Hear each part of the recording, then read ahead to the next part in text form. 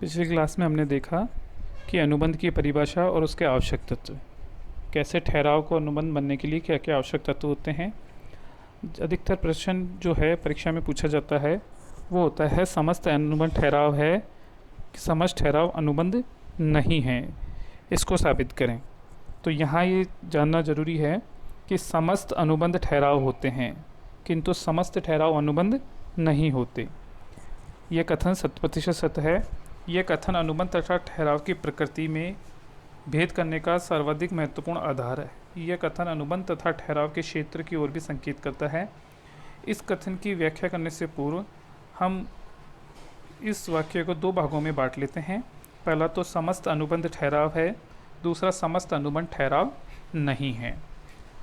यहाँ देखते हैं कि ठहराव क्या है। ठहराव से मतलब है all contract are agreement, all agreement are not contract.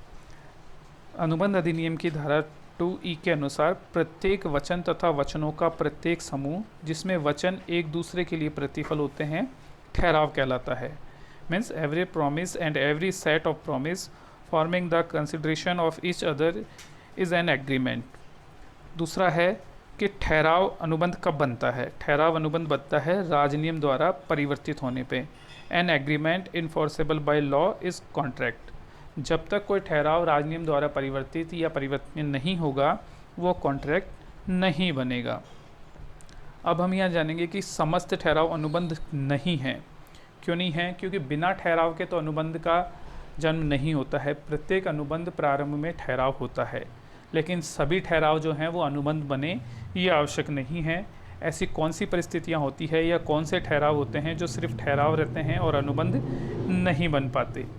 इसमें हम देखते हैं सबसे पहले मतलब जो भी ठहराव है जो राजनियम द्वारा परिवर्तित नहीं करवाए जा सकते वो केवल ठहराव रहते हैं, अनुबंध नहीं बन पाते। सबसे पहला जो है वो है घरेलू पारिवारिक ठहराव। यदि किसी घरेलू पारिवारिक ठहराव में पक्षकारों का उद्देश्य वैधानिक संबंध स्थापित करना रहा हो तो वह ठहराव वैध होगा और अनुबंध कहलाएगा। किंतु यदि किसी पारिवारिक ठहराव में पक्षकारों का उद्देश्य वैधानिक संबंध स्थापित करना नहीं है तो वह ठहराव कभी भी अनुबंध नहीं होगा। मान लीजिए कि परिवार के सभी सदस्यों द्वारा शाम का भोजन एक साथ बैठकर करने का ठहराव है। यह ऐसा ठहराव है जिसमें पक्षकारों का उद्देश्य वैधानिक संबंध स्थापित करना नहीं है, तो ये पारिवारिक ठहराव हमेशा ठहराव ही रहेगा, इसे हम अनुबंध नहीं बना सकते। दूसरा है मैत्रीपूर्ण या सामाजिक ठहराव। हम हमारे दैनिक जीवन में या सामाजिक जीवन में अनेक बार मित्रों के साथ या समाज में बहुत बार ऐसे ठहराव करते हैं जिनको परिवर्तित नहीं करवाया जा सकता। कुछ सामाजिक ठहराव ऐसे होते हैं जिनको करने का उद्देश्य भी पक्षकारों द्वारा आपस में वैधानिक संबंध स्थापित करना होता है। ऐसे ठहराव वैध होते हैं और अनुबंध बनते हैं। जैसे शादी करने का ठहराव, संतान गोद लेने का ठहराव अनुबंध बनते हैं। किंतु कुछ सामाजिक ठहराव होते हैं जिनको करना या जिनका उद्देश्य आपस में वैधानिक संबंध स्थापित करना नहीं है, तो ऐसे ठहराव सदैव ठहराव ही बने रहते हैं और कभी वैध अनुबंध का रूप नहीं लेते हैं। मान लीजिए दो मित्रों ने कहीं चलने का ठहराव किया कि शाम को वो कहीं साथ जाएंगे और यदि दूसरा मित्र समय पर नहीं पहुंच पाता है तो वो उसे अनुबंध को तोड़ने के जो में राजनियम द्वारा परिवर्तित नहीं करवाया जा सकता, क्योंकि ये सामाजिक या मैत्रीपूर्ण ठहराव है। नेक्स्ट है राजनीतिक ठहराव। राजनीतिक ठहराव वे हैं जिनका उद्देश्य आपस में वैधानिक संबंध स्थापित करना नहीं होता या कभी वैध अनुबंध का निर्माण नहीं करते। जिन राजनीतिक ठहराव उद्देश्य वैधानिक संबंध स्थापित करना नहीं होता वह ठहराव कभी लोकनीति के विरुद्ध होने के कारण अवैध भी हो जाते हैं। सामान्यतः प्रतिफल के बदले एक पार्टी छोड़ दूसरी पार्टी में मिलना अथवा प्रतिफल के बदले पक्ष में विपक्ष में मतदान करने का ठहराव करना व्यर्थ ही नहीं बल्कि लोक नीति के विरुद्ध भी होने के कारण अवैध हो जाते हैं। या कई राजनेताओं द्वारा अपने चुनावी एजेंडे में घोषणाएं की जाती है कि हम चुनाव जीतने के बाद ये करवा देंगे या ऐसा कार्य करेंगे, तो वो केवल ठहराव हैं, वचन हैं, उनको राजनियम द्वारा परिवर्तित नहीं करवाया जा सकता। इसके बाद हैं व्यापारिक ठहराव जिनका उद्देश्य वैधानिक संबंध स्थापित करना नहीं है। व्यापारिक ठहराव के बारे में सामान्यतः यही धारणा विश्वास है कि वे ठहराव वैधानिक संबंध स्थापित करने के उद्देश्य से ही किए जाते हैं। इन उद्देश्य से पक्ष एक दूसरे पक्षकार के विरुद्ध कानूनी अधिकार प्राप्त करना होता है। किंतु यदि ऐसे ठहराव में इस बात का उल्लेख कर दिया जाए कि इन ठहरावों को न्यायालय में परिवर्तित नहीं करवाया जाएगा, तो वो ठहराव भी कानून द्वारा परिवर्तित नहीं करवाया जा सकेगा और ऐसा ठहराव सदैव ठहराव ही रहेगा और अनुबंध का रूप नहीं लेगा। व्यापारियों के मध्य किए जाने वाले ठहराव हमेशा अनिवार्य नहीं हैं कि वो अनुबंध बनते हों। कुछ ऐसे हैं जो प्रारंभ से ही केवल ठहराव के उद्देश्य से ही किए जाते हैं, तो हम उसको अनुबंध में परिवर्तित नहीं करवाए जा सकते। इसके बाद है अनुबंध करने की क्षमता नहीं रखने वाले पक्षकारों द्वारा। अब इसका हम पूरा एक अलग टॉपिक भी पढ़ेंगे कि ऐसे कौन हैं जो अनुबंध करने की क्षमता नहीं रखते। जैसे अवयस्क, जिसकी आयु 18 साल की नहीं हुई हो, हमारे कानूनन के अनुसार वो अनुबंध करने के अयोग्य है।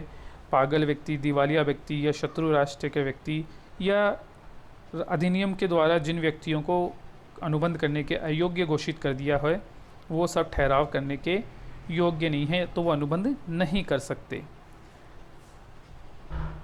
इसके बाद आता है स्वतंत्र सहमति के अभाव में किए गए ठहराव। स्वतंत्र सहमति जैसा हमने पहले भी देखा था कि किसी को डराकर, मिथ्या वर्णन करके या कपट से यदि किसी के साथ कोई ठहराव किया गया है और वो व्यक्ति ये साबित हो जाता है कि ये ठहराव इसके साथ कपट, धोखे या किसी और तरीके से किया गया है या किसी प्रभाव की वजह से किया गया है, तो हम मानते हैं कि वो स्वतंत्र सहमति से किए गए ठहराव नहीं है और वो ठहराव कभी अनुबंध नहीं बनते।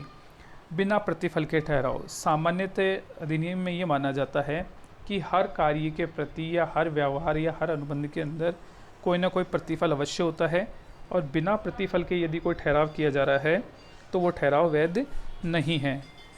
अवैधानिक उद्देश्य और प्रतिफल के ठहराव। अवैधानिक उद्देश्य से आशय है कि जो विधान के विरुद्ध हो। विधान के विरुद्ध से तात्पर्य किसी के साथ मारपीट, चोरी, डकैती के जो उद्देश्य से किए जाते हैं या जिनके बदले में प्रतिफल गलत हैं या अवैधानिक हैं, तो ऐसे ठहराव भी हमेशा ठहराव ही रहते हैं, अनुबंध नहीं बनते। फिर है विवाह में रुकावट डालने वाला ठहराव। यदि किसी व्यक्ति का विवाह है और वो लीगल एज में है, कानूनन ठीक हैं, और उनके विवाह में रुकावट डालना मतलब किसी की शादी में रुकावट डालना, किसी और कारण से उनका विवाह ना होने देना, तो ये ठहराव भी ठहराव ही रहते हैं, कभी अनुबंध नहीं बन पाते। या व्यापार में रुकावट डालने वाले ठहराव। किसी तीसरे पक्षकार, दो पक्षकार मिलकर के तीसरे पक्षकार के व्यापार में रुकावट डालने के उद्देश्य से यदि कोई ठहराव करते हैं तो वो अधिनियम के विरुद्ध माना जाता है और उसे व्यापार में रुकावट डालने वाला ठहराव मानते हैं, वो अनुबंध नहीं बन सकता। इसके अलावा है बाजी के ठहराव। बाजी मतलब जुआ या शर्त के जो ठहराव होते हैं ये सदैव व्यर्थ होते हैं। ये ठहराव कभी भी वैध अनुबंध का रूप नहीं ले सकते। असंभव घटना पर आधारित ठहराव। असंभव घटना पर आधारित ठहराव भी सदैव ही ठहराव रहते हैं, अनुबंध नहीं बन सकते। असंभव का मतलब जिस घटना का घटित होना संभव नहीं हो। या असंभव कार्य करने के ठहराव। असंभव कार्य करने का मतलब है जैसे मान लो कि कोई व्यक्ति ये कहे कि मैं चंद्रमा पर रहने लग जाऊं या चांद को जमी पे ले आऊं, तो ये ऐसे असंभव कार्य हैं जिनके आधार पर किए गए ठहराव भी अवैध माने जाते हैं। भविष्य में अनुबंध करने के ठहराव। भविष्य में अनुबंध करने के ठहराव कभी भी परिवर्तित नहीं करवाया जा सकते। ऐसे ठहराव सदैव ही ठहराव बने रहते हैं, कभी भी अनुबंध नहीं बनते। इसका कारण है कि कोई भी ठहराव तभी परिवर्तित किया जा सकता है जबकि उस ठहराव में सभी महत्वपूर्ण शर्तें पहले से निश्चित कर ली गई हो।